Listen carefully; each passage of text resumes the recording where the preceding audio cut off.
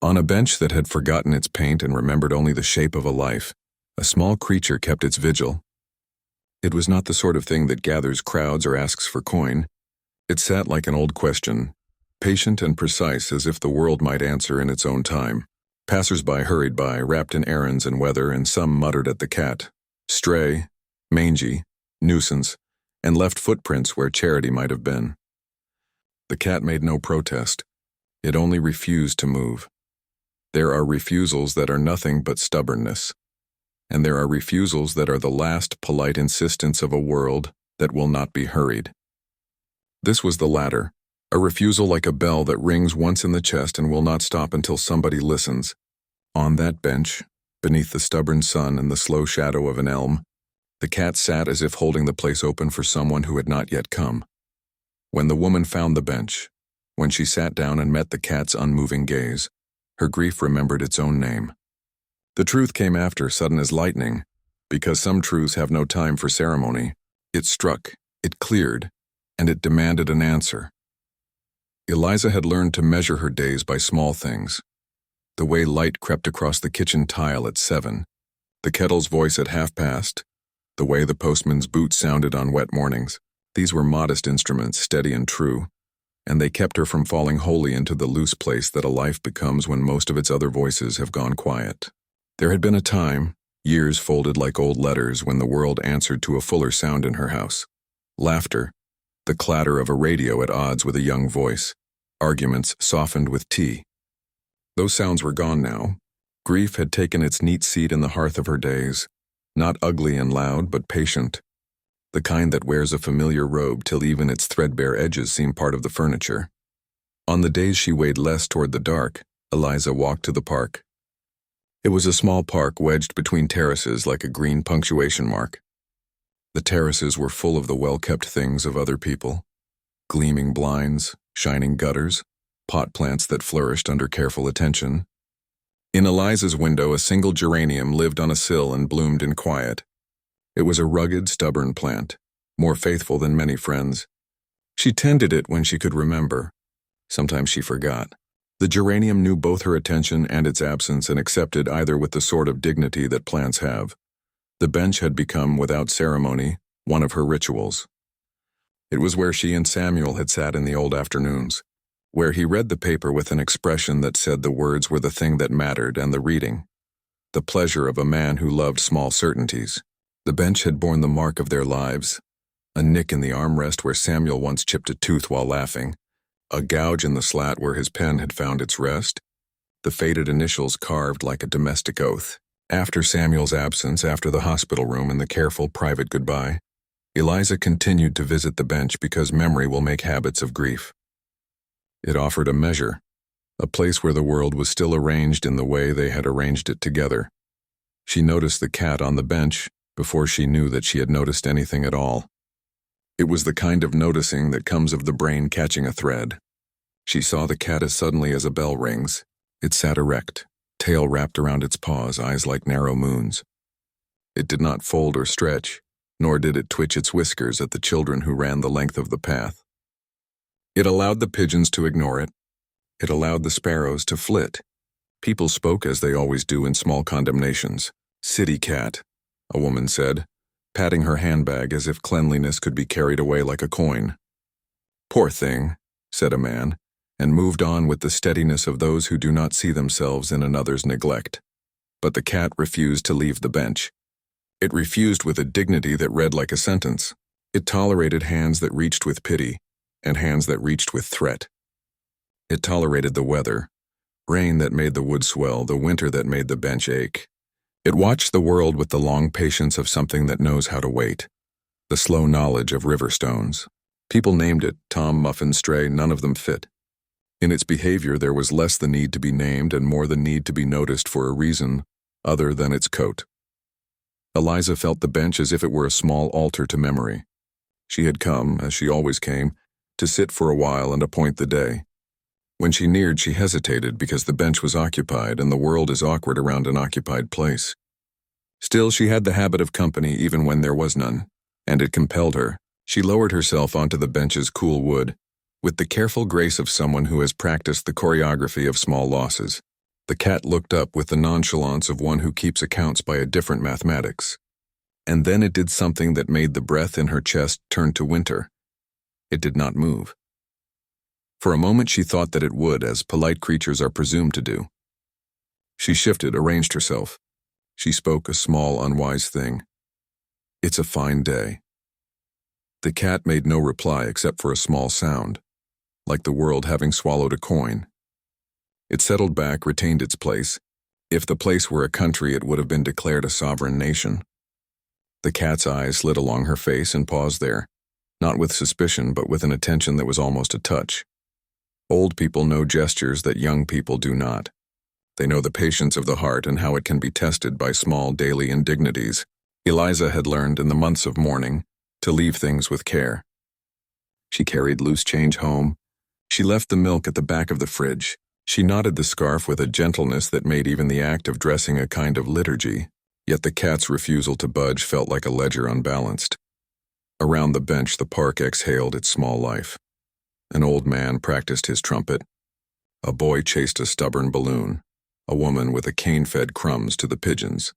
But the bench, and the cat upon it, seemed to keep the gravity of a different clock. The sun slanted and the elm cast its fingers, and the cat would not be moved. There were little things that interested the cat. It watched the motion of the elm leaves as if they were pages, and once it pawed a fallen rosemary sprig as if testing remembrance itself.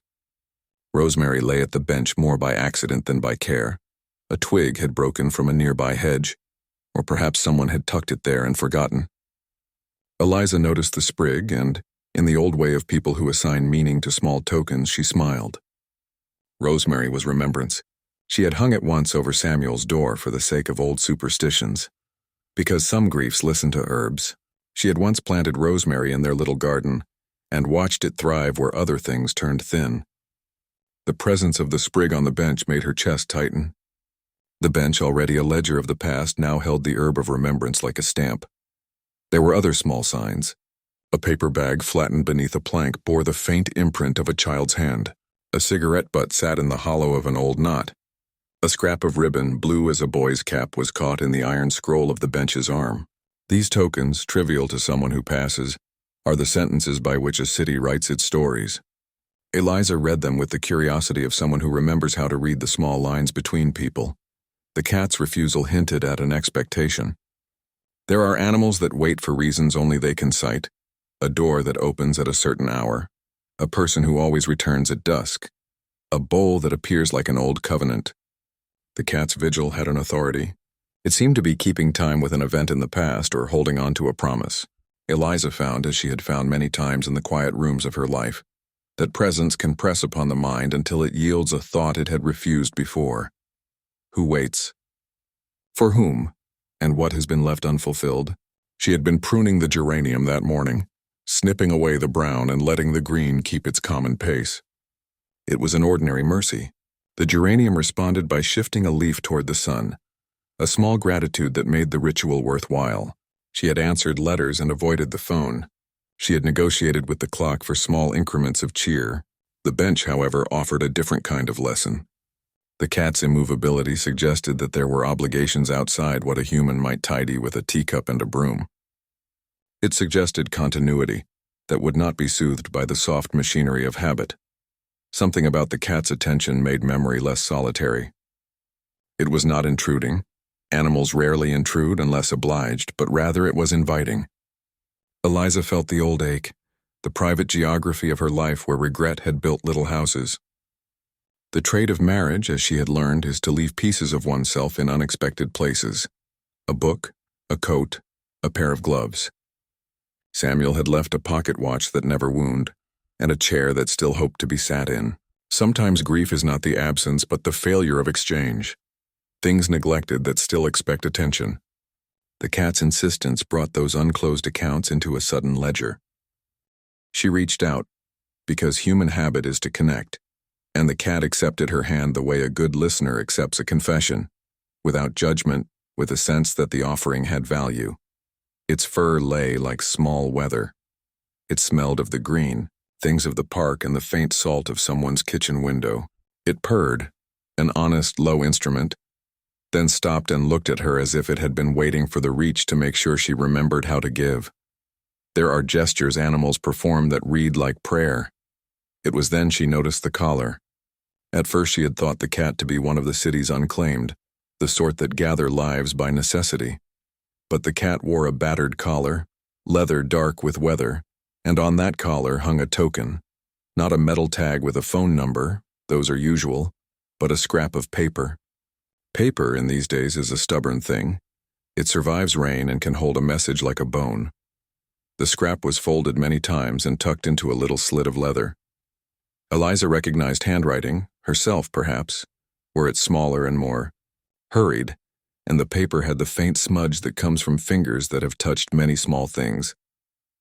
Without thinking, her fingers moved. She knew before she knew that the action would break a kind of order. There are rusted rules about reaching into another's possession. But the bench, the cat, the rosemary sprig, these things all together felt like a summons. She eased the scrap free and unfolded it. The paper bore a name and a date in a script she knew as if it belonged to the furniture of days. Maggie, August 12th. The letters were cramped and young, perhaps written by a small hand trying to keep a promise. Beneath the name, someone with a steadier pen, had written an address.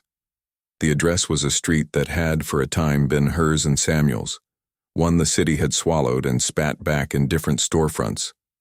But the date, Eliza checked it twice, was the year of a winter when the house had been empty for an afternoon and then for months. August 12th was the day she had found the back door ajar and the milk gone, and a note that had been folded in a manner that meant leaving. Memory is not always a faithful servant. It edits, it softens. Yet the date on the scrap stabbed with a clarity that memory had not granted in months. She looked up at the cat. Its eyes were steady as if the world itself had been put there for examination, and it had decided to watch. The bench's armrest with its small nick, the rosemary sprig, the geranium. These things conspired into a single insistence. Somewhere, someone, Maggie, had been leaving a small token at the bench, perhaps to be found later, perhaps in case someone came. The thought of a child tucking a note into a cat's collar read like the kind of kindness children invent when they do not have permission for more. Eliza felt the air change inside her. The day she had closed the house and left to let the world balance the books without her had not been a single choice, but a series of moments, small and careless. She had assumed that the world would tilt back into place without her precise attention. The scrap proved otherwise. It was a small accusation and a small mercy wrapped together. Accusation for the neglect that let a child leave, and mercy because the child had left a breadcrumb. That was the inciting happening, small and precise and terrible in its domestic way. The cat's refusal to vacate the bench had not been about territory or hunger. It had been guardianly. It had worn a collar like a monument, and held within that collar a folded paper with a name that pried open all the locked drawers of memory. The day narrowed to the size of that folded paper. Something unfinished had been left to be found. The world that Eliza had stitched with routines and soft grief was suddenly a map with a missing place. She sat very still, feeling the bench beneath her as if it might spring loose and let her fall through to the rawness below. The sunshine felt thin on her hands. At the edge of the park, life continued. Someone laughed, a dog barked. But here, the bench held a quiet demand. The cat, who had performed the small miracle of waiting, purred once more, and that tiny sound made the world voice a question. What is kept waiting asks for reckoning. If this gentle story touched your heart, subscribing keeps this quiet little corner alive. When the bench had made its small demand, Eliza discovered that momentum can be a dangerous thing. It once set a teacup tumbling from a shelf, and in a lesser life it had set a marriage on its feet again. She had risen like someone answering a summons and walked with the scrap of paper folded into the pocket of her coat, as if it were a map that might direct her feet. The city around her did not conspire to be kind. It went on with its indifferent machinery. Yet the bench had given her a hinge, and she turned. The address led down streets that knew the sound of other people's griefs. They were streets that had been patched and repatched where the city's own memory was thin. Houses leaned like old soldiers, Shop fronts pressed their faces to the pavement. At the corner, a florist with a temperate smile arranged marigolds as if making catechisms of color. A boy on a bicycle rode past with a newspaper hat. A woman with a scarred shopping bag hummed under her breath. The city smelled of coal and citrus and the small salt of human commerce. Eliza kept thinking in small increments, the way one counts stitches. One step, another step. Her fingers brushed the paper and felt the crease where a child's impatience had folded it too tight. She began by asking, "People who live in a place accumulate stories as seams accumulate lint. A little gathers into a lot." Eliza asked at the newsagent, who stooped over the lottery tickets as if prayer were a kind of arithmetic. He knew Maggie only as a name that had been spoken by someone who came and went like a draft. "Little girl. Used to come with her ma'am. Years back," he said, wiping his thumb on his trousers as if the cloth could catch memory. "Left a note once. Folks used to chuckle, kids do things." He could not tell her what the note had meant, and he tilted his head in a way that said, the world had more immediate concerns than the past. She went to the shelter house that had once occupied the address. It was now a converted tenement, the kind where landlords think light is a thing that can be scheduled. There was a new sign over the door and an intercom that rung with a polite, canned voice. A young woman answered through the buzzer, and, when Eliza gave her name in the folded scrap, she listened with the same soft focus as a person who reads another's grief with a kind hand. "You shouldn't have this," the woman said, voice small as the paper. "That building—" She hesitated. Her fingers found a chaise and clasped the arm as if she were steadying some private revelation. "It was a boarding house once. There was a girl, Maggie or a child. People went, people left. That scrap could be from anywhere. We're community flats now. But the ledger, people keep things." The young woman's eyes were kind but uncertain. Her help was the kind that opens doors and finds only a series of corridors. From one door to the next, the trail led like a thin thread. A grocer remembered a woman who had gone away and then come back with a lighter step. A postman had delivered a parcel to a Ruth who then moved away without forwarding addresses. An elderly lady who fed pigeons at the park, Mrs. Hargreaves, remembered a child who admired the roses and would hide letters in hedges. "Children are secretive in their goodness," she told Eliza, with the confidence of someone who has loved many small creatures and kept them in the hollow of her days. "They tuck pieces away like seeds." There were complications. City life is skilled at making mysteries multiply. The scrap, Eliza found, had the feel of something recent. The paper had not browned to the color of old promises. The ink was damp in its letters as if written not long ago. But the address, there had been changes. The street names had been redrawn on the municipal map and block numbers shifted by developers who act like cartographers with agendas. The house that had once been 11 August Lane now read as number 26, and the ledger where old tenant lists were kept had been packed into cartons and taken to an archive whose hours were erratic. This difficulty forced Eliza to be deliberate. Where there is a hole in the world's map, one fills it with inquiries. Each question turned a new stone. In the course of asking, she met people who had been both kind and evasive. A man in a brown coat, Leo, who said he worked on the council's sanitation crew, offered the most practical help. He was a young man with hands accustomed to the city's underbellies. He listened without theatrics and then produced an old photograph from the back of his phone, as one produces a talisman. "It's of the boarding house," Leo said, handing it like a small offering. The image was a rectangle of washed-out time, a stoop, a swing of laundry, a small girl in a pinafore whose face was turned away. Someone had scratched a heart in the corner and written M in childish scrawl. "That girl's name's Maggie. Folks here remember her. She used to sit on that bench with someone. People said she was waiting for someone who never came back, or perhaps someone who did come back and left again. City habits." Leo's presence complicated things. He had a quickness that made decisions for him. He suggested ways forward, phone calls to the archives, a stop at the social services office, a polite inquiry at the registrar. Eliza felt a gratitude so plain it shimmered. Company is an effective lamp when one walks down shadowed passages. Yet with that company came the pressure of other people's timetables. Where grief had made Eliza slow and careful, Leo wanted speed. "We should go tonight," he said once, as if action could muscle memory into resolution. "If the place has tenants who've been rotating, there might be a chance someone knows. Or the current lettering or name on the door will tell us. People remember small things. A child's drawing, a bowl of milk. There was also a more immediate force of conflict. The cat itself. News is a quick and unthinking animal. Someone had called animal control. Perhaps a passerby, perhaps someone who presumed the animal to be a problem. The city's van turned up one afternoon with its driver in a uniform as gray as overcast skies. The officers moved with a bureaucratic courtesy that is the world's way of masking its indifference. They addressed the cat as if it were a box of unwanted things. Eliza stood between them and the cat the way a person puts a hand over a piece of music they cannot let go.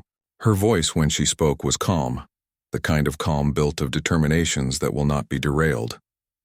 "You can't simply take it," she told them. "That cat belongs to this bench. It belongs to something else, perhaps." The officers exchanged glances like people who work with forms and expectations. "We have complaints," the officer said. "We have orders to pick up strays. It is for the animal's welfare." One of the officers held up a net as if it were a small, modern instrument of justice. Eliza did not know whether she was arguing for the cat itself or for the paper tucked into its collar. But she felt all those reasons as if they were stitches in a seam. "Give me time," she said. "Give the cat time." It was a small, mortal plea. A bench is the sort of place that keeps small time. A cat upon it keeps a smaller one still. The officer's uniform sighed with procedure, and the van drove away with a list of other errands. That temporary victory, if victory it could be called, cost Eliza something. Her involvement with the cat had pulled a line that led through human corridors and into other people's private drawers. Questions asked themselves: who writes notes and tucks them into a collar? Who leaves a child's name and a date? For whom had the cat sat like an altar? Eliza had thought it might be a way of keeping some small promise, but the more she asked, the more the promise stretched into something else. When people keep secrets, they often do it with the language of omission. The shelter's records omitted certain names. A photograph lacked faces. An inventory list only hinted at presence. Even Mrs. Hargreaves had gaps. "People leave because of many reasons," she said in a voice that cradled experience. "They are poor at fairy tales. Sometimes a child goes to the sea with a mother. Sometimes they go to an aunt. Sometimes they're taken. It's not my place to say. I just feed the pigeons." Other hints came in quieter forms. A small woolen glove found in a hedge near the bench. The scent of lemon soap that was frequent at the back door of a house near the address. A scrap of a comic book page with a picture of a cat like the bench's occupant. These things were not evidence in a formal way, but in the human economy of grief and memory they were currencies. Eliza took them seriously as one takes a tide gauge seriously when the sea is rising. There was a moral complexity that she had not anticipated. People had created narratives about the bench's cat. Some said it was a guardian. Others, that it was a nuisance. Eliza found that the world is quick to assign character to things it does not understand. That was the first complication. Public narrative pressed upon private fact. The bench had become a kind of secular shrine, and more than one passerby had left a coin or a folded paper there, thinking it would please fate. The second complication was administrative. The council who scheduled maintenance for the park had placed the bench on a list for replacement. Spruce slats for worn wood, a new coat of paint that would erase the nick and the gouge and the evidence of a life lived there. To officials it was a bench. To others it was a page of a book they loved. When the day for replacement was mentioned by a woman from the council with a clipboard and a voice practiced in civility, Eliza felt as if the world might be rewriting itself without asking the characters. All these forces converged like the weather before a storm. Leo pushed for speed. Mrs. Hargreaves offered stories but no practical help beyond a pot of tea and an observation. The shelter offered partial lists and a bureaucracy that moved at the pace of old machinery. Eliza found herself balancing the weight of what she knew against what she did not. Grief had made her careful. Curiosity made her less careful.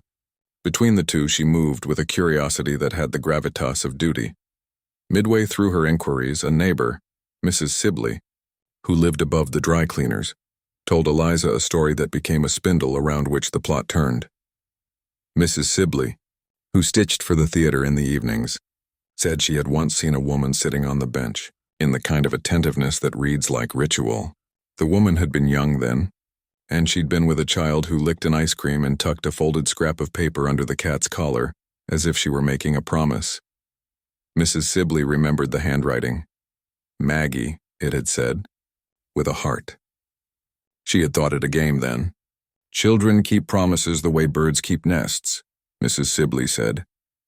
They make them and sometimes forget where they put them. The story pushed Eliza into a decision. She would visit the old boarding house that night. Leo could not accept caution. Tonight, he said again, we might find a flat keeper who remembers details. Houses change hands. Those who lived there years ago may have left some trace. If there's a child connection, someone's kin, then waiting is a cruelty. He spoke with the seal of someone who had not learned the art of being slow with broken things. The moment of no return came like a turning of a key. Eliza, who had been careful for months, found herself binding the paper into her palm and walking toward the building as the sun went down and the city shrank into the hush of evening. The lamplight made the wet cobbles look like patched skin. As they approached, the facade of 26 August Lane seemed both familiar and foreign. A window with a dented sill, an upper window with lace half drawn, a brass bell that had lost one of its letters. The stairs creaked with the memory of many feet. They knocked. A child answered first, a small head whose hair had the same stubborn gray as a pigeon's wing. The child blinked at them, suspicion and curiosity doing a complicated dance. Yes, she said. Eliza showed the scrap. The child's face altered with the kind of quickness that can match weather. Maggie? She asked, and for a moment the world condensed into syllables. The child said, "Are you looking for Maggie?" And the two words were a rope. But the door closed between them then, not with a polite click, but with a lock turned and a muffled argument that suggested more than the mere inconvenience of an upstairs neighbor. They heard a voice, a man's voice, low and cautious, speak to the child in a way that suggested secrecy. Leo tried the handle. It was locked tight. The brass bell's letterless clack echoed into the street. Eliza felt the air thicken. They were two people at a threshold, and the house kept its own counsel. Through the letterbox they could see a smear of light and a movement that suggested a silhouette. When finally the door opened again, a woman they had not expected stood there, her hair threaded with silver, face hard as a ledger. Her name was Ruth, she said, and she looked at the scrap in Eliza's hand as if it were an accusation. "We don't keep the sort of things you're asking after," Ruth said. Her voice had an edge that could cut through small hopes. She cited lack of records, new tenants who had no reason to remember a name, the city's own habit of reassigning places like new coats. Eliza felt something shift. The world is full of doors that answer with refusal. Then Leo, with the presumption of youth, asked a question that neither of them were prepared for. Did Samuel know any children? The name fell into the doorway and hung there as if levitated. Ruth's face changed with a sudden small gravity. She looked at Eliza as if she had placed a mirror to something no one was supposed to see. "Samuel?" she said. The sound of the name carried old weather. There were reasons to stop. There are always reasons to retreat. But Eliza had a footprint now, a printed scrap and the smell of rosemary in her hand. She had imagined, perhaps illogically, that someone named Maggie might be a stray thread of someone else's life. But the mention of Samuel, a man whose absence had folded her existence into small routines, had reconfigured the horizon. If Samuel's life had intersected with a child's, the implication was not merely of a chance meeting but of a tether. The universe had been making secret knots. The turning point had come. Eliza could not unhear the possibility. She felt the old ledger of her days crack where a new line had been written. Across the street, lights winked on in flats, people drew curtains, dinners cooled. The night pulled its shawl tight. Leo suggested they come back tomorrow with forms and a letter of inquiry. Eliza, who had learned the economy of time, decided differently. She would not postpone an answering that had waited long. She would not hand the cat's paper to bureaucracy and hope it remembered what to do. They left the threshold with a promise of return and a frayed assurance that they were not yet finished. The cat remained on its bench as if supervising. At dusk, the park looked like a place that had been reduced to essentials. A swings chain, a lamplight, the bench with its occupant. A man pushed a pram. A dog sniffed the gutters with the seriousness of a religious act. Eliza walked home through a cloud of small nothings made heavy by meaning. Her house was quiet when she entered. The kettle sang its old song. She laid the scrap upon the table like an open wound. Then, after supper, when the world had folded into the comfortable blue of evening, someone came to her door. It was not the sort of knock that seeks entry. It had the cadence of someone delivering news. When she opened the door, a boy stood there with a face familiar as coins in a pocket. He introduced himself as a messenger from the council, young, orderly, with the earnestness of one who has been taught to carry messages and not meaning. He handed her a letter with the official seal. He said it was a notice about the bench and the park's renovation schedule. "We're replacing the bench," he read out. "The bench will be removed on Friday." His voice registered the sentence as if reading from a menu. The notice, plastered in the council's font, was short and impartial. Eliza felt the floor of her life shift. The bench's scheduled removal was not simply an act of maintenance. It would erase a place where memory had lodged itself. If the bench were taken, the cat might be moved and the paper with it, and any fragile trail that led to a human story would be made more uncertain. The bench's existence was a small ledger of human presence. To remove it was to attempt to tidy grief out of the visible world. She called Leo. He was blunt and practical. "We protest," he said. "We write letters. We gather signatures. We make them feel the weight." He spoke as if the apparatus of civic life could be turned like a wheel. But protests require time, and time was a commodity that grief will not always grant. The cliff of possibility narrowed. There were choices to be made: to wait for procedure, to trust records, to believe in the slow machinery of officialdom, or to act quickly, perhaps rashly, and follow the scrap of paper's clue into whatever corners of human chaos it might reveal. Eliza felt the old and new in her chest, careful habit and emergent stubbornness. The bench, like a living lodestone, drew her. That night she dreamt of the cat as a small oracle who sat upon a bench in the middle of a wide sea. The cat's eyes were lanterns. The sea kept asking for Tally. She woke with the taste of salt at the back of her throat.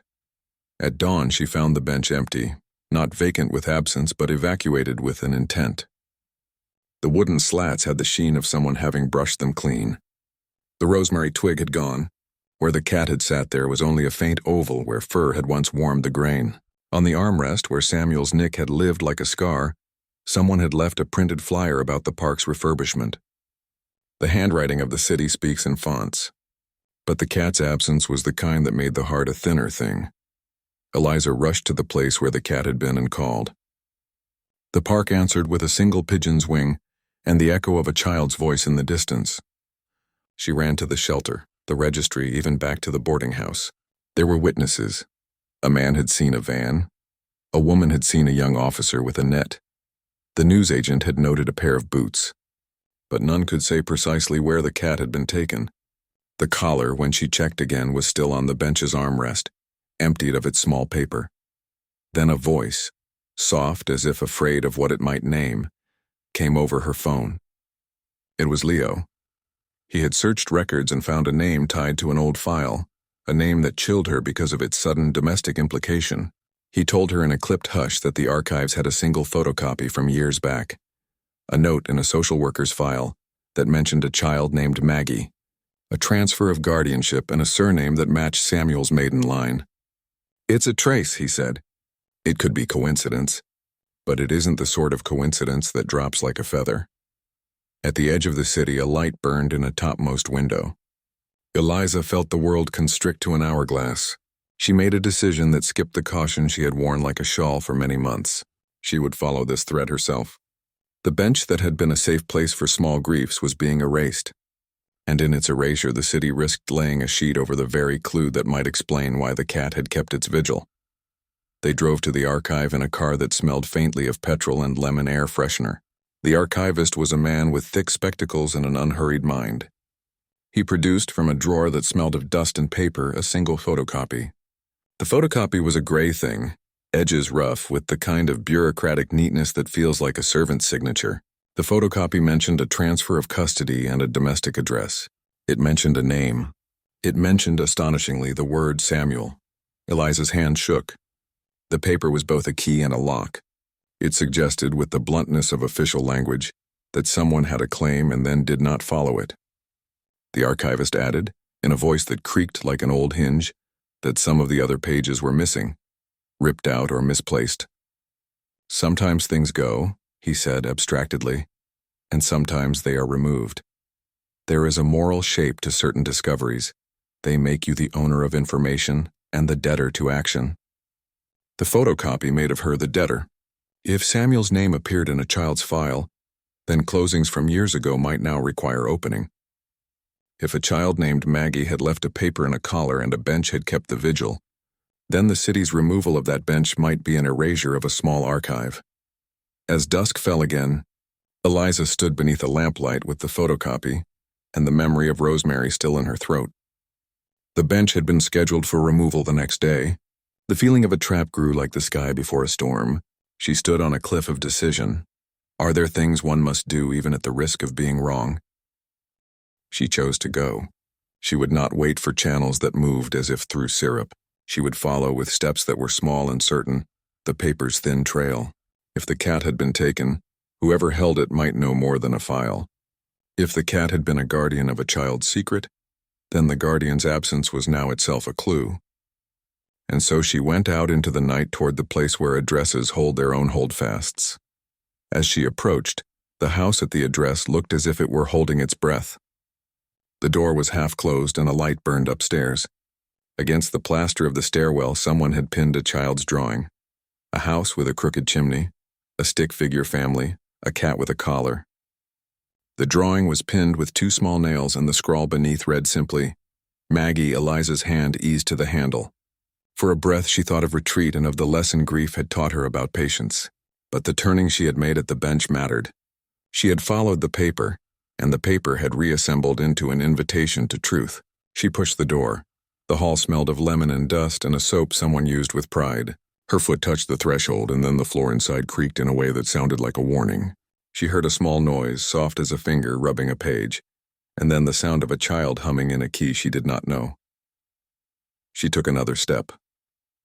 The stairs ahead were dim. A small shoe lay at the foot of the stairs, lonely as a promise.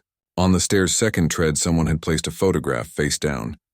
Eliza bent and picked it up with hands that cooled like metal in the cold. She turned it over. The photograph showed Samuel, younger than she had known him, smiling without reserve beside a small girl, the same child in the drawing. Someone had written across the back in a hurried hand, "Keep until she comes back." The truth had the speed of lightning. It lit everything in an instant, and at that moment the house made a sound like a door being slammed somewhere upstairs, and a voice that was neither wholly kind nor wholly angry called out, "Who's there?" Eliza froze at the threshold, the photograph in her hand, the night pressing close. The voice repeated itself, softer and more urgent. The house held its secret for a breath and then began to answer back with footsteps. The cliff waited. The stair smelled of soap and of old paper. It was the smell of houses that had kept secrets folded in corners, and then ironed them flat on the mantel when children were sent to bed. Eliza's hand remained on the brass for a moment, as if the metal itself held the temperature of all the small hesitations that had brought her there. She had the photograph in her palm still, its edges warm with the friction of her grasp. The image, Samuel laughing with a small girl at his side, seemed to breathe between her fingers like an imprisoned bird. The words on the back, written in a hurried hand, had not lost their sharpness. "Keep until she comes back." The house gave a sound like a throat clearing. A light moved above them in a slant that carved the stair into a map of half-honest shapes. Upstairs, someone moved a chair. A humming began, a tune both unlearned and remembered, a nursery rhythm with a lilt. Eliza recognized the cadence as if she had once hummed it at a window, the way fingers remember the shape of keys without thought. Her footsteps were not heavy. They were the soft pads of someone who has had an hour to prepare for a possible devastation. At the landing, a small shoe leaned against the skirting board. It was worn and bright as a coin. The child's drawing, Maggie in a crooked chimney, was pinned to the wall like a talisman. Eliza felt the world compress as if that drawing were the hinge on which a door turned. She lifted her hand and knocked, because persons in old houses knock rather than blast, and knocking keeps you honest. The opening of the door was a slow unpeel. For one breath, she saw a room of modest dignity, a table with a lamp, a bookshelf with the slant of books that had been read more for companionship than for content, a window with marks where rain had run and then dried, painting sadness into the glass. A kettle had been put upon the hob too recently for the house to deny the presence of hospitality. Then, in a movement that arrested her, Eliza saw the woman. She was neither very young nor very old, but her years read in a way that made them seem like chapters anyone might have missed. Her hair was the color of a late wheat in sunlight. Her hands, when they adjusted a loose thread on her sleeve, had the surety of someone who had mended more than shirts. Her eyes were steady, the kind of gaze that had been schooled in watching small things, children, seasons, the slow weather of others' lives. There was a scar at the corner of her mouth that might have been made by a laugh or by a sorrow. Eliza could not tell.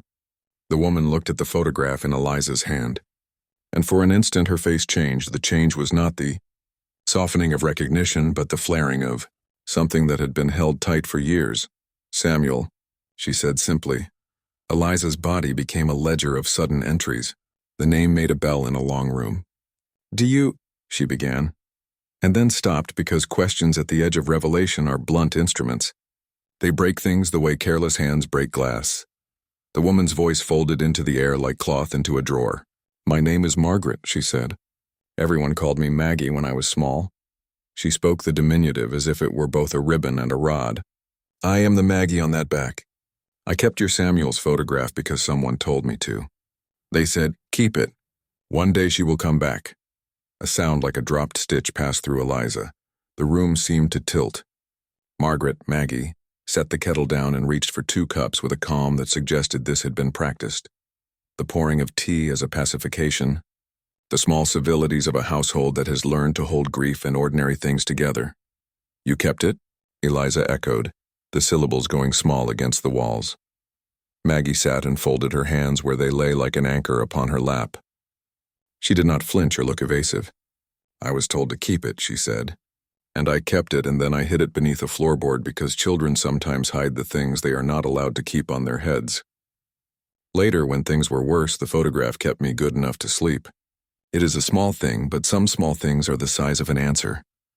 Eliza felt as if the house had rearranged itself inside of her. The evidence, the photocopy from the archives with Samuel's name, the scrap of paper folded into a collar, the arithmetic of coincidence had resolved itself into the geometry of connection. Samuel had been named in someone else's ledger, and now that ledger sat in Maggie's memory like a lit candle. The flame made a shadow pile of what Eliza had not yet understood about her husband's life. "You knew him?" she said. Maggie's thumbs found the lip of her cup as if to steady them from a tremor Eliza could not see. "I knew him as a steady place," she said. "As someone who would come and listen. He would sit on the bench with me. He would read aloud from his book. He smelled of tobacco and lemon soap, and once he taught me how to fold paper into birds." Her voice had the quiet of confession. "He promised he would take me home when he could. He promised he would bring me a real coat. He told me not to fret. There is a human want for stories that are clean and moral. We prefer our revelations like bread sliced and buttered. Life refuses to cooperate. Maggie's story was not a single clean line but a braided rope that twisted in small tragedies. She told it in a voice that kept its measure.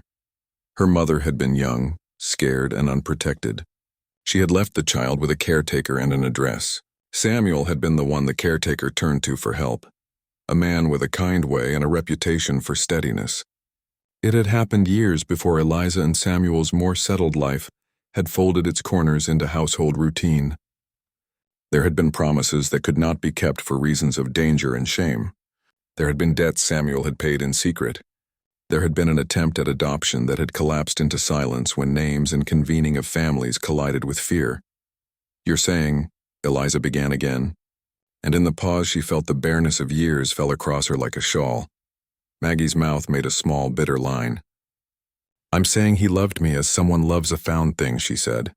"Not with the kind of claiming that what is loved also becomes public. He loved me with visitation and kindness and reasons unspoken. People in our part of the world keep their peculiar grammars, what is said and what is not said. And he did not tell you because he was protecting the shape of a life he had with you." But he did not protect me from being lonely. Eliza sat still, and the room made a sound like a clock that timing itself had been asked to stop.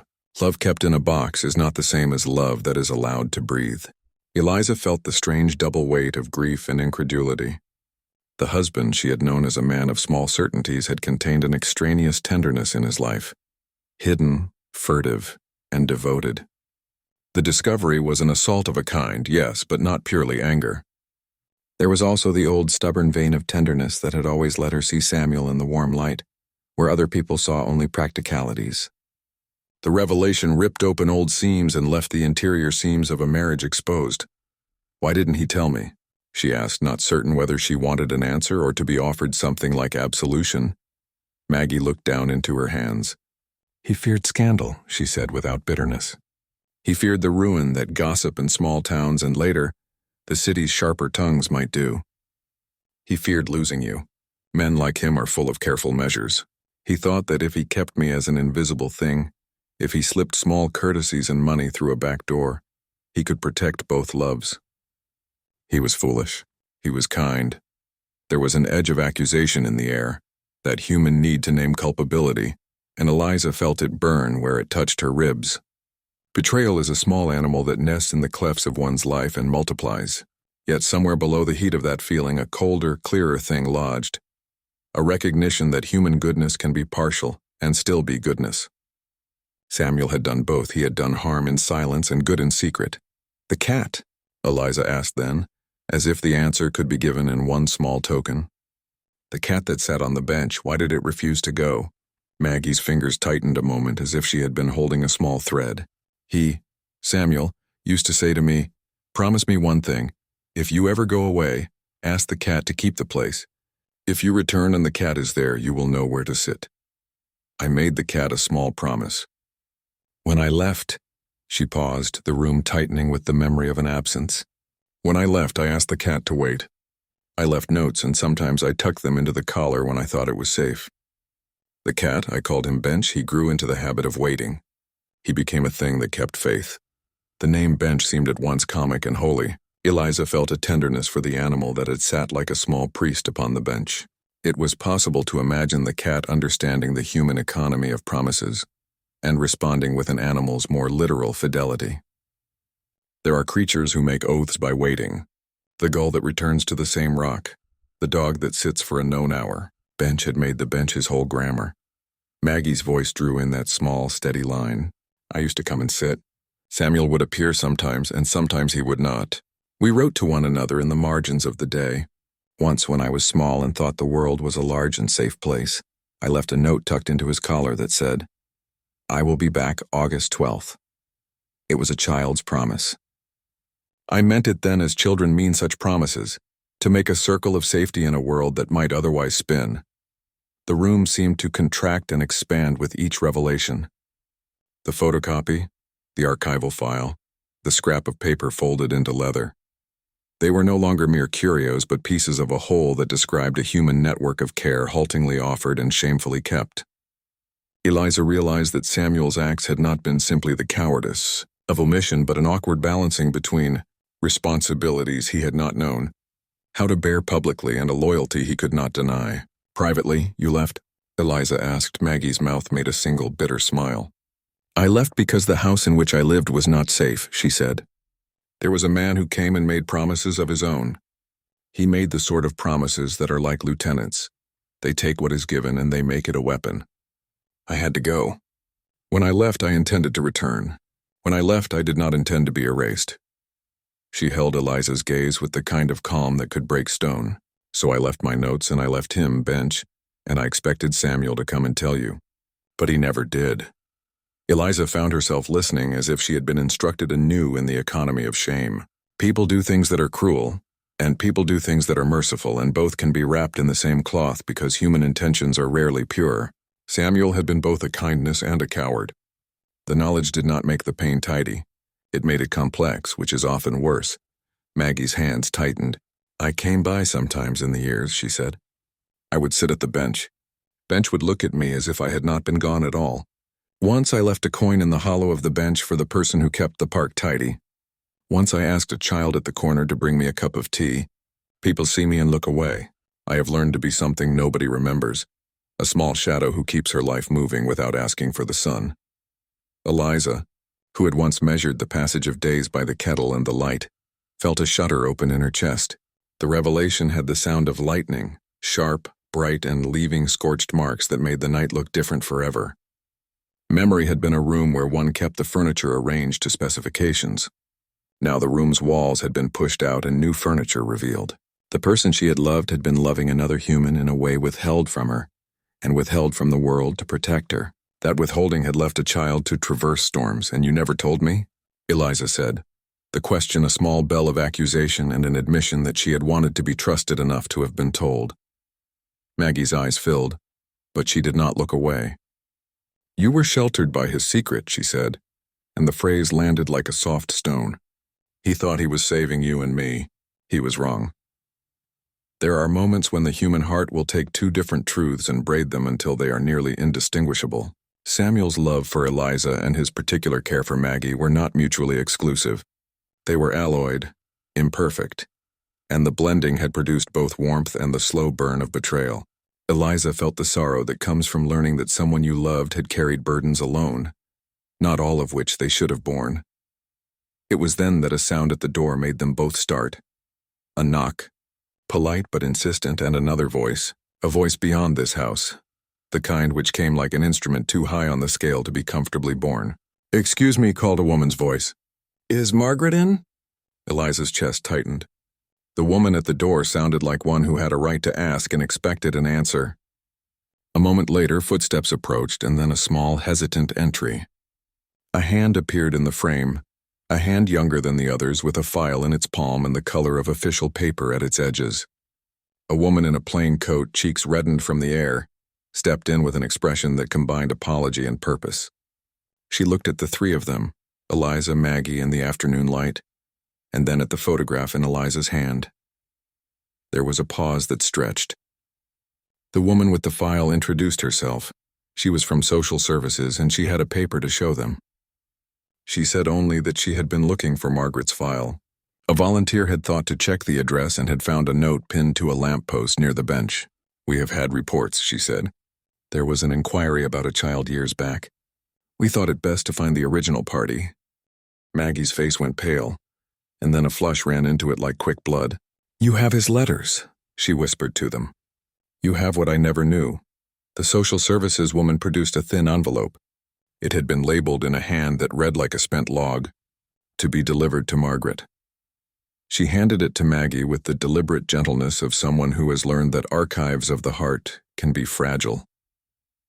Maggie's fingers shook as she opened the envelope. Inside were letters, small, careful, the kind of notes one writes when one has only courage by stealth. Samuel's handwriting was there, the curl and economy of a man who wrote concisely, and Eliza saw line after line, the man she had loved reaching across the years. The letters were not apologies, they were explanations, discrete parcels of the truth, full of small admissions and the calculations of a careful heart. He had written of visits. He had written of a promise to try and claim his part when it was safe. He had written of fear. He had written of payment sent by a third party to keep a roof in good repair. The letters painted a picture of a man who had been present in ways that were private, who had paid for shoes and had arranged for the child's education in secret. Each line was a small proof of a devotion hidden, not a denial of affection for Eliza. The confessional letters were small things, and small things have the power of truth when they are consistent. Eliza read them as if one reads an old map. The more she read, the more variety of landscape the man revealed.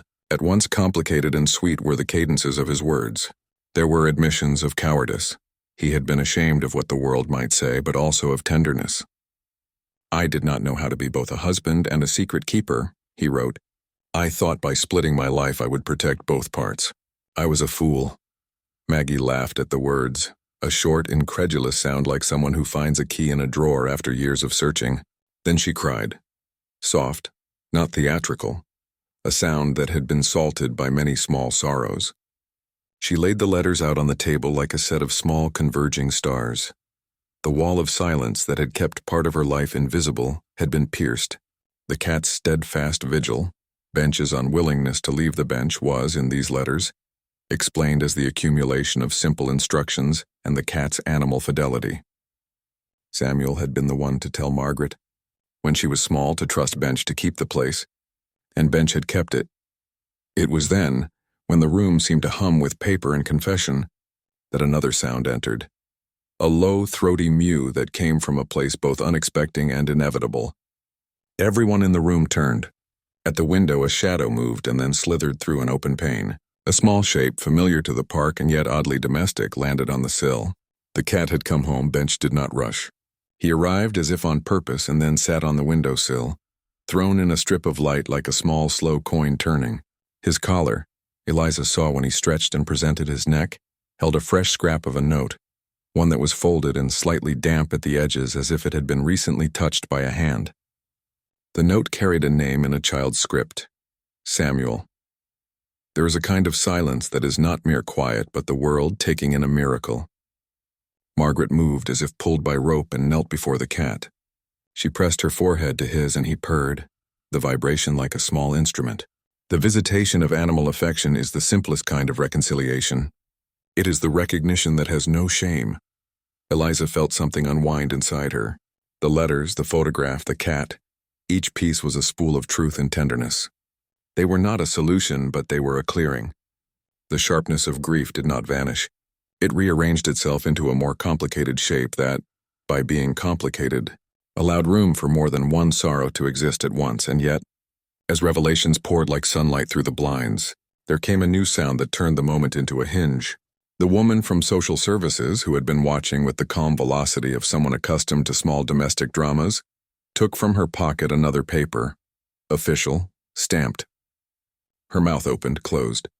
"There's been a complaint," she said at last. "About the bench. We have an order. They are to remove the bench within 24 hours. The words landed with the force of a closing gate. The bench, that small wooden altar that had kept witness to so many fragments of human life, was to be taken away. Memories are carved into things. Remove the thing and you risk removing the evidence that held those memories. People who are needy of proof cannot always afford the luxury of abstract recollection." Maggie's hands tightened upon Bench and she looked up with a face that had the color gone from it. "If they take the bench," she said, her voice small but steady, "they will take what stands in proof of him. They will erase him from the place where he kept his promises." Eliza felt a sudden, fierce protectiveness rise in her. Grief had made her measured, but discovery had made her quick. "We will not let them," she said. The sentence came out like a pledge. "We will stop them." But the social services woman shook her head with a bureaucratic tenderness. "Protests take time," she said. "There are procedures. If you want to save it, you must move quickly. Protest, petition, buy time." Outside, the dusk had the taste of rain. Inside, the house hummed with too many small truths. There was anger in the room now. A righteous anger that comes from the sense of erasure that the world does to small people. There was also a deeper fear. The bench's removal would not simply inconvenience Maggie. It would render the place of memory portable and fragile and in some minds meaningless. Maggie kissed Bench on the brow, and the cat responded with a rumble that sounded almost like encouragement. The letters lay open, a scattered constellation. Eliza looked at them, at the woman who had been called Margaret and the child the world had tried to forget, and then she made a choice in a way that felt older than impatience. She would not let bureaucracy steal the visible memory of a man's tenderness. She reached for her coat. "We must act now," she said. "If the bench is removed, we will lose the place where evidence was kept. We will lose the place where the notes were left. If a bench is only wood, they are right. But to us it is a ledger."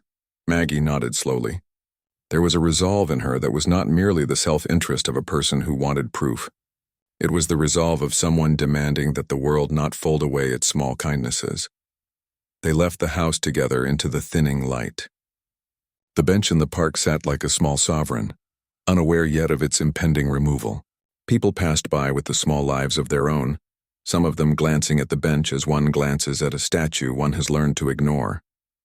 Eliza and Maggie walked in a kind of tandem, two lives braced together like halves of an instrument. As they neared the bench, they heard the sound of a van. The sky looked like a page of washed linen, and the van's white was a bright insistence.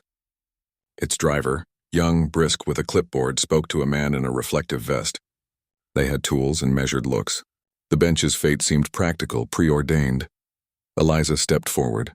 "Stop," she said, though her voice felt small among the machinery. The men looked, one with the simple civility of workers, the other with the practiced neutrality of policy. "We have orders," the man with the clipboard said. "This bench is scheduled for removal. It has to go." Nothing personal. Eliza pressed forward her own document, an impromptu petition written on a scrap of a form. It was not yet official, and it had no city seal, but it had ink and names and a plea. "This bench is not nothing," she said. "We have proof and memory and a life that has been kept here. You cannot simply remove it without letting people speak." The man squinted with the professional weariness of someone who has been asked similar things many times before. "There are processes," he said. "We will be required to follow them." Maggie, who had been quiet until then, took a step forward. Her voice was small, but it had an iron quality to it. "This bench kept promise," she said. "It kept a child's vow. It held a man's letters like a ledger. If you remove it, you remove those gestures. You make them nothing. Words have the power of blades when held by someone who has been in the dark too long." The man with the clipboard looked as if the weight of what was being asked of him had changed the texture of his day. His clipboard seemed suddenly a thing of practicalities in the face of human insistence. There was a long, still moment where the van's engine thudded and the city seemed to wait. The protective vest glinted in the low light. Then, as if a small mercy had been negotiated in the unspoken air, the man with the clipboard touched his pen to his pad and made a notation. "We can delay," he said after a pause, the kind that indicates he had called his supervisor. 48 hours. That is the most I can do." The words were a small reprieve, like a roof held over two trembling heads. It was a time slice sufficient for certain actions. Petition, signatures, the voice of a community argued with a municipal ear. But time is both generous and cruel. It can save a bench and it can allow the world to move on without noticing. The moment was fragile as frost. Eliza exhaled in a way that made her shoulders drop. The letters lay on the bench between them like a map unfolded. Maggie cupped Bench's face, and he sat like a small king returned to his throne. They had bought time, and in buying time they had re-entered the long business of repair. It was then, in that breath of temporary victory, that the street beyond the park made another sound. Footsteps quick and certain. A figure approached, one that none of them expected. It was an older man, steady in his gait, with the look of someone who had been built out of small duties and had been careful all his life. He stopped before the bench and looked at the photograph in Eliza's hand. Then he looked at the letters and then at the faces. Maggie, Eliza, the woman from social services, and the cat. He did not speak at first. His eyes were wet with rain or age. It was hard to tell. He took a breath as if he had been learning to say something for a long time. When he did speak, his voice was simple and it contained the texture of many days. "I knew Samuel," he said. "I remember him. He was quieter than people thought. He was brave in small things." The presence of a stranger with the memory of the man they had been discussing made the room expand. Memory is contagious. It enlists witnesses. The man, an old neighbor, he said, told them that he had seen Samuel sitting on the bench once with a child upon his knee and a cat watching like a small priest. He had seen the man leave letters in a pillar box. He had seen the man give a small sum to a woman who kept a child's clothing. He had witnessed acts that now, in the light of Maggie's letters, read as the tender architecture of a secret life. The air in the park had the sense of many small truths converging. People gathered in a manner that is quiet and community-like. Neighbors who had once been strangers now leaned in with their small eyewitness accounts. A woman who walked her dog every day said she had seen a child leave notes in the knot of the bench. A father who had been a teenager then remembered Samuel handing him a roll of coins to buy a little boy's shoes. Each testimony was a pebble dropped into a pond whose ripples widened. The finality that had threatened the bench was now hedged by community memory. The man with the clipboard made another call and put down his pad with a reluctance that admitted the weight of what he was doing. He said that he would take back a recommendation to delay and that higher authorities might grant a stay. It was not a guarantee, but it was a doorway. And in the middle of that doorway, in the place where human decisions meet fate, Eliza looked at Maggie. The child she had been thinking of, small, secretive, was now a woman who had come back into the light. The fact of Samuel's Tenderness had been acknowledged in small legalistic moments, letters and photocopies and official files, but it had been fully realized in the simple geometry of people sitting together and recounting the same image. A man on a bench with a child and a cat. Maggie's hands were clasped together as if in prayer. Her face had the soft shine of someone who had been crying and was now beginning to let the salt wash out. She turned toward Eliza and said, barely above the sound of a bell, "I waited for a long time. Do you forgive him?" The question was not only of Samuel. It was of all the people who had kept things hidden and thought they were saving others. Eliza realized the act of forgiveness would not rewrite histories. It would only soften the shape of a living present. She thought of the kettle at home, the geranium on her sill, the small endurance of things that keep on even when human hearts are failing. She thought of the cat at the bench, unwavering as an argument for fidelity. Before she could answer, the park's lamplight winked and something else arrived. Another figure interposed between them and the safe narrowness of the moment. A young woman, breathless with a messenger's satchel, hurried onto the scene and thrust a single folded sheet of paper toward Maggie. "Miss," she said, "this came for you just now. Someone found it in a coat pocket at the depot." Her hands trembled. The sheet had been folded many times. Its edges were worn. On the outside of the fold was a single word written in a hurried hand. "Samuel." Maggie's face went white and then red. The paper seemed to hum in her fingers. She opened it with the care one opens a door that might lead back into a house where one has been burned before. The letter's first lines were a single sentence written in the cramped script Eliza had come to recognize. "If you come back, come to the bench at dusk. I will be there. I have kept the place as you asked." For a beat, the world held its breath, and then, as if the script itself had summoned something unavoidable, a siren wailed far down the street. Not of police, but of ambulance. The sound of the city's other machinery pressing against the human scene. The moment hung on the note of that distant sound like a seam on the edge of a cloth. Everyone looked toward the distant road where lights began to move. Maggie's fingers went still upon the paper. She folded the letter back and pressed it to her breast as if it were a small animal. The bench between them shivered with the city's currents. Eliza felt a weather come on, not of rain but of consequence. She opened her mouth to answer the question about forgiveness, to offer the tenderness that the situation both demanded and complicated, when the distant lights rounded the corner and stopped, and a man stepped out with a face familiar as a childhood door. He was younger than the description of time had allowed, but he carried an old man's air of a person who had been tasked by circumstance to be a messenger between the possible and the actual. He said only, "I'm sorry." I think you should know. There's more." Maggie's eyes found his like the meeting of two lines that had been meant to intersect. The old man, who had been at the archive and who had been a neighbor, held in his hand a small folded sheet, and as he spoke he gave it to her. "He asked me," he said softly, "years ago to look after this." He could not say more. "He asked me to deliver this if anyone still came." Maggie moved to take it, and the paper opened under her fingers like a sudden small sun. It contained a single sentence, a clarity in the handwriting that had become a voice. "I am at the hospital. If you can find me there. Hess." The words came like lightning and made the moment electric. Everyone's breath tightened at the speed of the change. The hospital was 3 streets away, a small white building with a lamp like an accusing eye.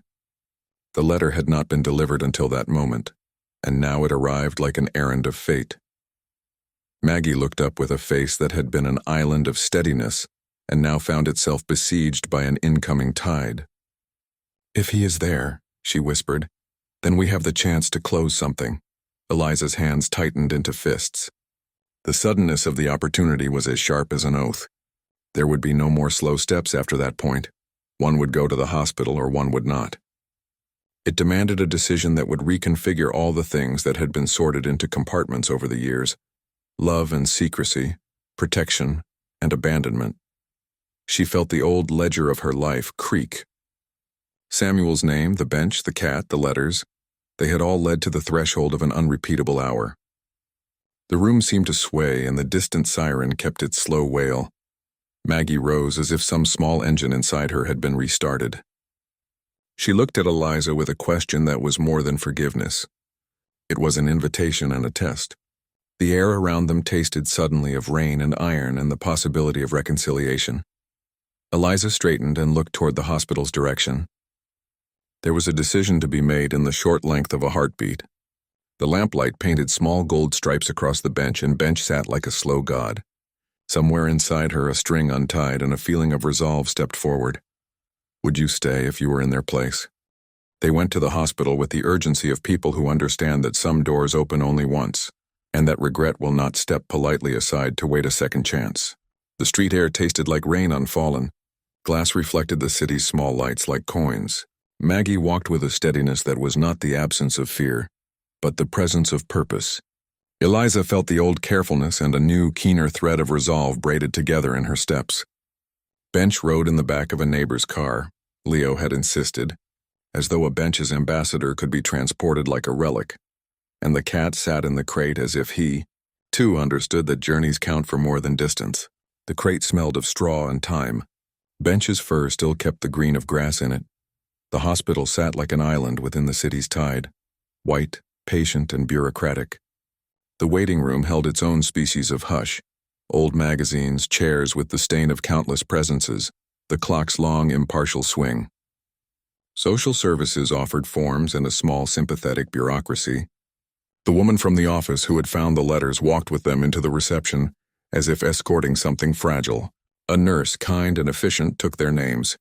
The hospital had a rule about visitors, a rule about curtains and quiet hours, and a rule about how many hands may touch a particular sorrow. The rules did not have much mercy for the peculiarities of a life that had been secreted into envelopes and benches. Still, the nurse, on learning who they were, arranged that they might see him, at least in a way that did not break the hospital's careful laws. When they reached the ward, Samuel was a figure reduced to essentials: the slope of a cheek, the fragile architecture of a hand, the hollow where a laugh had once lived. He lay beneath a sheet like a small hill. Machines made small, steady sounds that spoke of rhythms and the city's need for measurement. His hair was thinner than in the photograph, and his face had the quiet crease of someone who had borne the weather of private burdens. For a moment, Eliza thought she might find nothing but a likeness to a man she had known. But grief has a habit of providing truth in increments. The man there was the one she had loved, but altered by time and by what he had carried alone. At the sight of them, his eyes opened, a slow, careful opening like the book of someone coming awake to find a long-suggested truth in the room. When he tried to speak, his voice came out like a piece of ribbon past its prime. "Eliza," he said, and the name folded itself between them like a small, sharp bell. Maggie stepped forward first with a suddenness that surprised even her. Her hand trembled and found his in the manner people find life presences, which is to say, with a combination of timidity and the force of a need that will not be denied. Samuel's fingers closed with a delicate strength. He looked at both of them as if cataloging the faces of what he loved and what he had hidden. The nurse gave them a small privacy and left the curtain half drawn like a gentle wall. Then Samuel, with a breath that was both apology and accounting, spoke of the years in the way a man might unfurl a map. He had known Maggie in the years before the city's tidy routines had settled their household. He had known her at a time when kindness was a careful currency and disclosure a risky exchange. He had not told Eliza because he feared the harm his revelation might do to the life they had built. He had not told her because he feared he could not hold both truths without breaking one. His letters, the man said, had been an attempt at honesty of a small sort, a ledger kept by pen, and the neighbor who had kept his papers had been a friend sworn to discretion. He spoke, in the small and honest language of contrition, of intentions and errors. "I thought I could protect both of you," he said in a voice that sounded like the scrape of small stones. "I was cowardly about the telling. I was careful about the giving. I did not know the measure of the harm that secrecy would bring." The ward held in its pale light a triangular tableau. Eliza's grief and confusion braided with Maggie's guarded, raw hope and Samuel's desperate need for forgiveness. There were no simple absolutions available. Apologies are not alms and cannot unmake years. Still, the admission swung a hinge in the room. People in grief often ask for two things without knowing they are asking: the truth and a way forward. In that half-lit space, the truth had been spoken. Maggie's questions were edged with the practicalities of life rather than theatrical demand. "Why did you leave me the notes?" she asked, but her voice was less interrogation than an attempt to thread experience into sense. Why did you think I should wait on a bench while children and weather grew teeth? Samuel's hand found hers and tightened. Because you were a child, he said, and I thought, stupidly, that the bench could be a small altar. I thought if someone kept the place, you would know where to sit when you came back. I did not know grief would knot my courage. I was trying to be kind, and I failed by being secret. Eliza listened, and the muscles of her face moved in small, inevitable ways. She had been tempted briefly and angrily to tear the letters to pieces and scatter them like wind. Instead, she found that the anger, once named, shifted into something with the texture of pity. Pity is not a lesser quality than anger. When one sees a human whom one has loved become the author of their own harm. Her voice when she spoke was softer than she expected. Why didn't you tell me? She asked, again because the question had to be posed. Because secrets are corrosive not only to the kept but to the keeper. Samuel's answer was small and honest. I wanted to spare you the world's cruelty, he said. I was ashamed. I thought I could hold two inside one bag. I thought I could find a way to be both. I was wrong. The reconciliation that evening was not cinematic. It was not a cascade of epiphanies. It was a set of small, honest movements. A hand smoothing a blanket, an apology said without flourish, a note folded back into its envelope. The hospital, in its quiet way, became a space where private reckonings were allowed to breathe, one measured breath at a time. While the human affairs took their necessary pacing, other parts of the problem arranged themselves outwardly. The petition and the signatures gathered by Eliza and the neighbors had attracted attention beyond mere curiosity. A reporter who had once written about the park's restoration came bearing a small notebook and a human curiosity that was, in this case, kindly rather than predatory. He wrote that the bench had been a place of witness, that a cat had kept it vigil, and that letters had been found hidden in corners. The article, when it appeared the next morning, read like a small window. It told the city about the bench and about Samuel in a way that made the civic heart beat with a new awareness. In the business of public opinion, there is often a strange, sudden moral gravity. Once people read of a life that had been hidden in a park, they gave the bench a shoulder. The council's man with the clipboard received calls from neighbors who spoke of memory and community. He received petitions from the library and the florist and photographs from the archive, an assembly of ordinary citizens who possess in their small hands the power to make public agencies pause. The man who had the authority to grant a delay felt the tug. He made a phone call that turned out to be the small hinge between demolition and preservation. The bench's removal was stayed for a period sufficient to hold a hearing. The public officers discovered in their forms the language of humanity and drafted a temporary order that made room for an appeal. The bench, for the present, would stay. It was one of the small payoffs of the plan.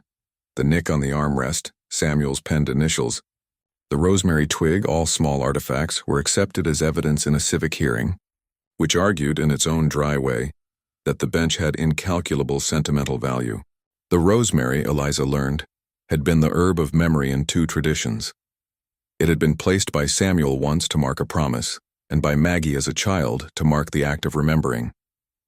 Eliza took that little sprig, the same plant she had noticed earlier, and, when Samuel's nurse loosened a corner of his pillow, she found a place near his hand to lay a sprig, the brush of green like a small living talisman. The plant's scent carried through the pale hospital air and made her think, without pretension, how plants do the simple work of keeping things remembered. Inside the house and in small domestic theaters, the geranium in Eliza's window responded like a creature rewarded for continued tenderness. She had been most careless with small kindnesses in Samuel's absence. She had failed sometimes to water the plant, to prune it, to talk to it as if the sound of speech were fertilizer. Yet that morning, when she returned home briefly to gather a bag, she found a new shoot that had bloomed as if to accompany the strange bloom of events. The geranium's red was not a trivial color. It was a mark that life continued to be generous in small measures. Eliza plucked a leaf and carried it with her like a benediction. It felt fit for the business of healing. Social services, who had behaved with the neutral efficiency of their office at first, now showed a human softness that was earned by seeing the people at hand. They offered Maggie a small arrangement, counseling, help with housing options, the possibility of legal consultation about long-past arrangements. The neighbor who had kept Samuel's letters offered to be a witness in any proceeding. He would swear to the delivery of funds and to Samuel's care. A local solicitor volunteered time for Maggie's case at a reduced rate after the article made of the bench rallied public sympathy. Small civic kindnesses are often like small stitches. Alone they are fragile, but together they may hold a garment. Bench's own fate settled like a quiet verdict. He returned to the bench when the hearing was delayed, as if nothing of consequence could take place so long as his post remained. He sat upon the same worn slat, and when crowds gathered, he would look at them with a royal disdain that made silence part of the ceremony. People seeing the cat left tiny offerings: a saucer of milk, a scrap of newspaper folded into a pillow.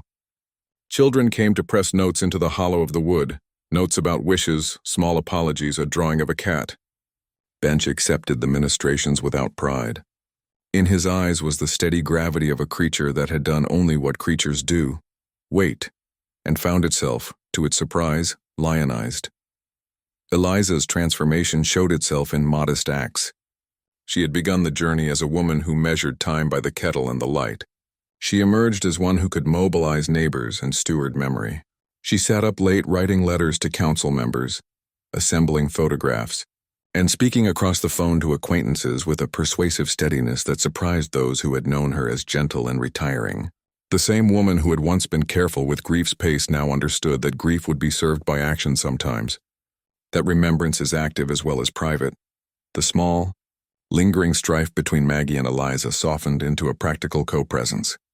They recognized in each other the urgent human needs that had sent them both to the bench. Maggie had needed someone to keep a promise she had been given as a child. Eliza had needed the truth to rearrange her life honestly. They began clumsily and tenderly to share small tasks, picking up prescriptions, bringing a cup of tea to the hospital when nurses allowed visitors, sweeping leaves from the bench when storms fell. Their friendship, if it could be called that, was built on a new architecture, an acceptance that lives are layered and that one can hold sorrow for another without being crushed by it. As the days passed and Samuel's condition steadied, the hospital offered hours for family and a chair by his bed where both women could sit. The curtains in the room made a small, warm world. When Samuel's strength improved, he would tell small stories about the time he had tried to fix a child's toy and broken it, about the taste of an apple he had loved as a boy, about how he once thought he could keep daylight in a pocket. These were not tales that absolved him, but they were honest, and honesty has its own quiet remedy. The hearing for the bench became an oddly public event. People came with photographs and brochures and with small bags of coins to place on the bench like a secular offering. The council representative spoke with civic politeness, then paused, moved by the number of testimonies of those who had seen Samuel and the child at the bench over the years. When the decision was made to keep the bench at least for a memorial season, there was a small public applause that tasted like relief. A plaque was proposed, simple wording, modest, describing the bench as a place of waiting, memory, and kindness. The inscription would include a line about faith kept in small things. On the morning the bench was saved, Eliza took the geranium from her windowsill and sat it temporarily upon the bench's plank. The flower's red was loud enough to sing. She had written a short note and tucked it beneath the slat with the rosemary sprig. The note was not a legal document.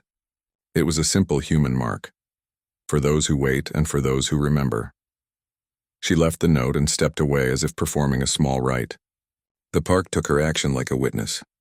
They returned to Samuel with these small triumphs. Maggie had been offered a temporary placement with a supportive family friend while her housing was sorted. The solicitor had begun to untangle the old papers. Social services had agreed to help mediate the reunion in a careful and measured way. Samuel, who had feared that his life would be reduced to falsehoods and loss, now found that the public acknowledgement of his secret had not, in the end, destroyed life but had made it more complicated and, strangely, more honest. In the hospital room, their conversations turned toward small human things. Samuel spoke of the bench as an instrument of promise, how he had once told the child to keep the place and to trust the cat, and of the fear that had kept him from speaking. He apologized without flourish, and in the apology, there was the bluntness of a man who had learned the cost of hiding. Eliza, who felt a multitude of sorrows knit into a single tapestry, listened and then placed with a practiced gentleness the rosemary sprig into his hand. The herb's scent made a small atmosphere of remembrance. She did not promise instant reconciliation or the easy eradication of hurt. She offered a practical thing, that they would try to live the truth from now onward. Maggie stood near the window as sunlight moved like a careful hand across the curtain. The cat bench sat on a low post outside the hospital's small garden and observed the world with his slow, sovereign gaze. For a moment, all the elements that had seemed disjointed reconnected. The rosemary, the geranium, the nick in the bench's armrest, the letters in an archive drawer, the photograph folded in a child's hand. Life had a way of taking loose threads and binding them into a new cloth. At the edge of the ward, the nurse who had first given them a privacy smiled. "You did well," she said, and meant the simple human thing. "You preserved memory, you confronted truth, you reached." Life had been made messy and human again, and that was enough for a season. The falling action wound itself into smaller gestures, an acceptance of imperfection, a civic reprieve for a piece of wood, council sessions scheduled for Maggie, and a neighbor agreeing to water Eliza's geranium when she could not. Each tiny aftercare was a binding, the public and private mended with stitches small and steady. Has an animal ever changed your life in a way you didn't expect? The days that followed folded themselves into soft human patterns, careful, ordinary, and in their ordinariness, miraculous. The city, which had the attention span of a gull and the appetite of a machine, kept its gaze long enough for the bench to find a reprieve. Neighbors who had been strangers became the small, reliable bridge people that neighborhoods need. The petition gathered signatures that read like a small hymn, names sketched with the hurried sincerity of people who had once sat on the benches of the world and had been steadied by them. The council's temporary order became a longer conversation. The paperwork that had once threatened to efface memory developed new appendices, now full of witness statements and the modest indignity of human testimony. It is surprising how what begins as an act of saving a scrap of wood frequently becomes an act of saving a story. And stories, when spared, change the people who remember them. In a small way, life resumed a kind of ordinary ceremony. Samuel's health, after an up-and-down tapering of hospital days, settled into a fragile steadiness. He was not the man he had been in the photograph. Time and the private labor of carrying secret kindness had altered him. But in the seconds he lived now, he became a man restored by truth rather than diminished by omission. He wanted small things, a cup of tea at a particular hour, a page read aloud from a book he had loved when he was younger, the smell of lemon soap on a hand that was held. Eliza, who had once measured her days by the clock and the kettle, learned to measure some of them instead by small acts of reconciliation. The careful placing of a rosemary sprig where a hand could touch it, the folding of a letter in even breaths, the light touch of a hand on an arm that needed permission to trust.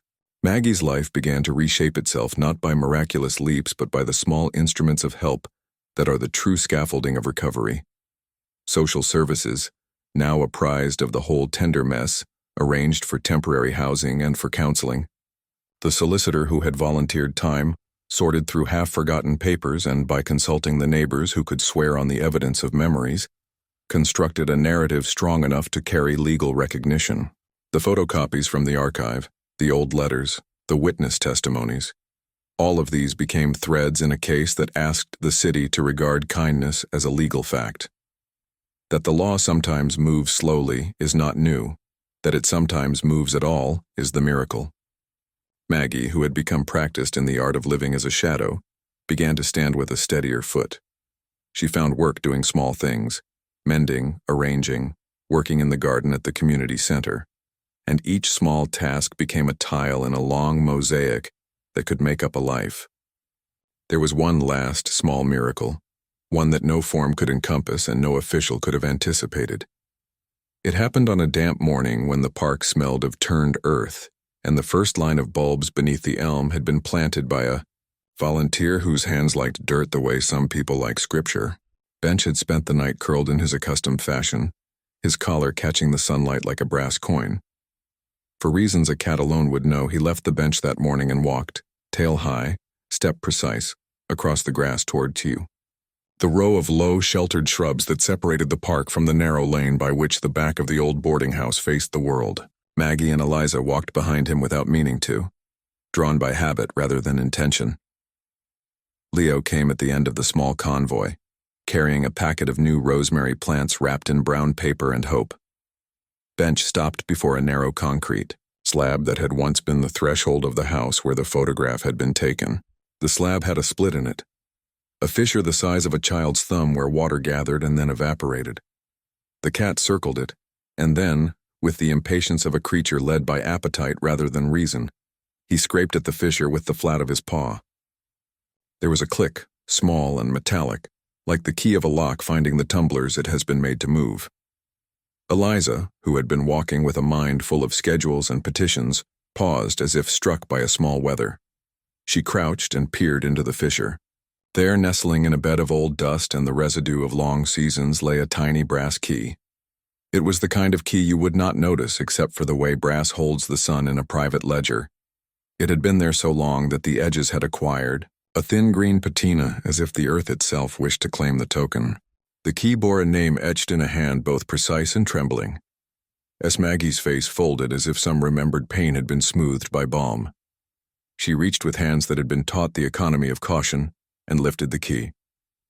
It was a simple object, and yet in the hands of people who know how to read small things, it became the map for everything that had been lodged and locked away. They followed Bench as he trotted back to the bench itself, like returning to a watchful high priest. Somewhere inside everyone present the small clock of meaning struck. The key fit into an old metal box hidden under the board of the bench, a fact that seemed absurd until Eliza recalled the day she had first sat and found the bench both occupied and sanctified. Samuel had been a man of secret caches and private mercies. Inside the box lay a packet wrapped in oilcloth, document stamps, another letter in Samuel's hand, and a small envelope that held a promise written long before by courage that had been half born. The documents were not a full legal adoption. Circumstances, the record keepers told them, had made that impossible without the formalities of a different time. But they were enough. Receipts of payments for care, notes from a teacher testifying to assistance, and, most importantly, a short affidavit that Samuel had been the child's guardian in all but name at a time when naming had been a dangerous act. Samuel's final letter lay within that packet, folded with the tender ritual someone keeps for a confession meant for a person they cannot see. His handwriting, steady and small, read as a man's final reckoning often does, with fewer words but greater intent. He wrote of fear and hope, of the foolishness of secrecy and the goodness of mercy. He wrote an admission, plain and unadorned, that he had tried to save both but had failed to understand that secrecy was not shelter. He asked, with a humility that made it almost unbearable to read, for not only their forgiveness but for the permission to be part of the lives of both women in whatever small way the future allowed. The key, the box, the affidavit. These were small instruments of truth that made possible the legal and human repair. With them, the solicitor could construct a case that turned proof into recognition. It would not erase the years of loneliness, nor undo the nights Maggie had spent waiting beneath a sky that did not answer. It would, however, make possible a future where records would reflect what had always been true in the small economies of love. The bench had, in an animal's astonishing way, kept its promise and returned the key to the lock where a human heart could turn it. In the quiet of that day, as the rosemary was planted again at the bench, this time in a small ring of earth that smelled green and rosemary fresh, Eliza thought of how many things in life are like gardens. They require tending and sometimes the courage to dig. She took the geranium from her bag and placed it in the lap of the bench, where its red could be seen by anyone who wanted proof that small things are not merely ornamental, but necessary. The plaque that the council eventually agreed to commission read in a modest script chosen by vote, "This bench, a place of waiting, of remembered promises and of small mercies. Planted here, rosemary for remembrance, geranium for endurance." The words were simple and sweetly absurd in their civility, and precisely for that reason, they were true. There was grief still. Grief does not vanish at the turning of a key. Samuel's body, slight and exhausted by what it had borne, was not made invulnerable by truth. Men are not repaired so easily. There came a moment in the hospital's pale half-light when his breath thinned and the curtains made everything soft-edged. Maggie and Eliza sat together at his bedside, hands intertwined like two chords of the same instrument. Samuel looked at them, at the woman he had married and the child he had loved, and smiled with the tired, small delight of a man who had finally set his ledger straight. "You kept your bench," he said, and the sentence read like weather. There was a peacefulness in his voice that carried no pretense of redemption. It carried instead the honest relief of a man who had at last ceased being a thief of time. "I did what I could," he breathed. Then, with a slowness the room tasted like prayer, he let his eyes close. His death, when it came, was as ordinary as human finalities often are. A quiet, a folded hand, a breath that ebbed like tide. It left those who loved him wrecked in a new shape. Yet even in that ending there was repair. They had the letters, the key, the bench and its plaque, and the knowledge that his secret had not destroyed the people who were left but had, in the painful arithmetic of truth, become a part of their renewed lives. The community that had gathered, neighbors, the man from archives, the woman from social services, the solicitor who had donated hours, the reporter who had told the bench's story, attended the small ceremony held in the park, where the bench now had a modest wreath and a ribbon. People spoke not of scandal but of kindness and of the complicated bravery of human hearts. They planted rosemary, they set a sprig on the bench, and Bench, the cat, sat as if presiding over a small court, his eyes bright like coins.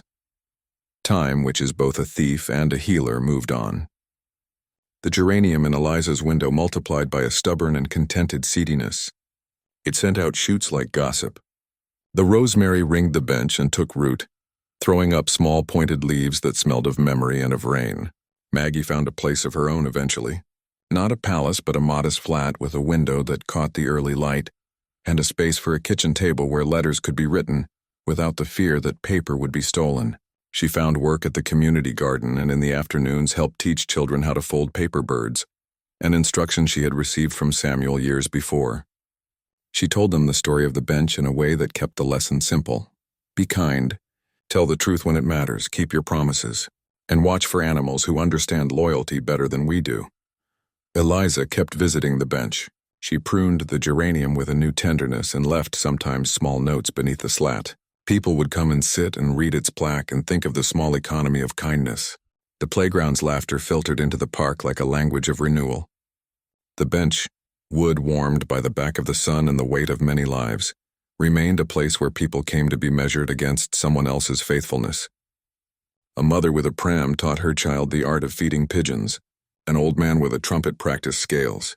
A teenager sat and read a book. A small boy tucked a folded note into the crevice of the plank and felt himself part of something larger. Bench accepted all comers with the quiet impartiality of a creature who has a sacred job. There is a small, moral architecture in Kipling's old stories that suits these sorts of endings.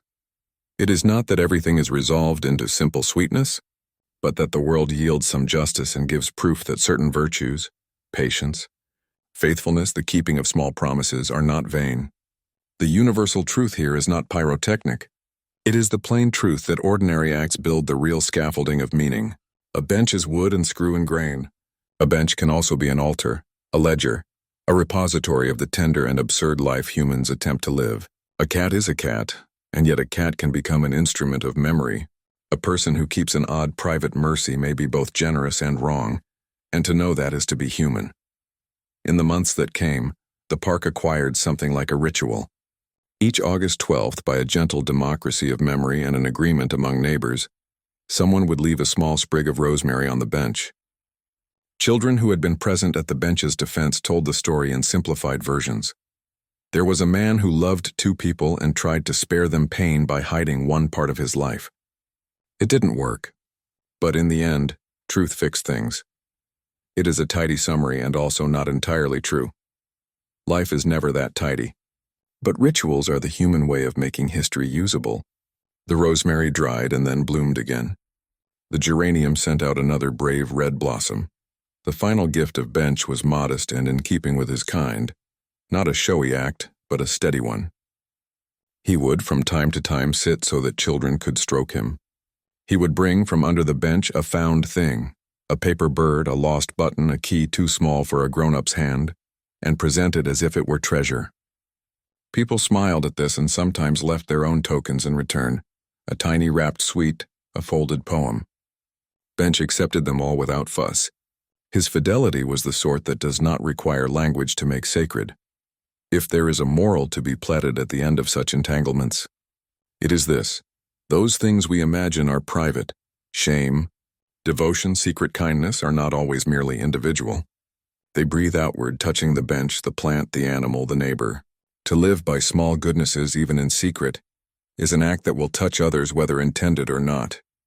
And to reveal the truth, however late, can make a life right-sized for the people left in it. Human hearts are complicated in how they love. They can love in ways that betray, and they can love in ways that redeem. The trick of living is to learn that love's owed ledger must be balanced by the sunlight of truth. If one must err, let it be on the side of kindness. But when one errs by hiding kindness, find a way to tell. Years gather like leaves. Eliza would teach in her own slow way a lesson she had learned hard. Protect the small acts of remembrance. Plant rosemary. Keep geraniums close. Notice the animals who wait, for sometimes waiting is the only form of prayer they know.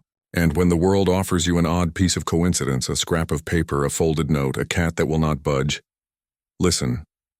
History is written not only in the halls of power, but in the crevices of benches and the collars of animals. You stayed with this story through its turns and its tenderness. You stayed with them, Eliza, Samuel, Maggie, and Bench, while they found at the end not a tidy moral but a renewed life. The bench remained. The rosemary grew. The geranium bloomed red as a small persistent heart, and the cat, who had refused for so long to leave his post, remained to watch over the place where promises are kept and where truth, when spoken, shines like sun across wet wood. You stayed with me till the very end. Thank you. If it felt like a soft purr in your heart, subscribing helps me share more stories like this.